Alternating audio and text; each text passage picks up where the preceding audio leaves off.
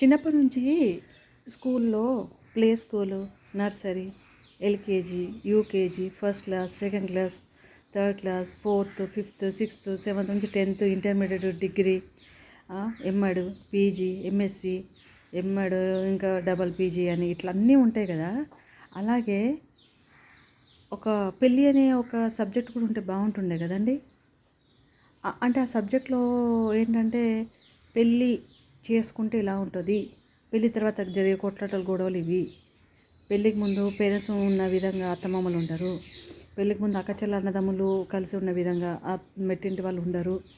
అది అన్న ఒక సబ్జెక్టు ప్రతి ఒక్క అది కూడా ఒక సబ్జెక్టుగా పెడితే పెళ్లి చేసుకోవాలనుకునే వాళ్ళకి ఒక జ్ఞానం ఉంటుందని నేను అనుకుంటున్నాను.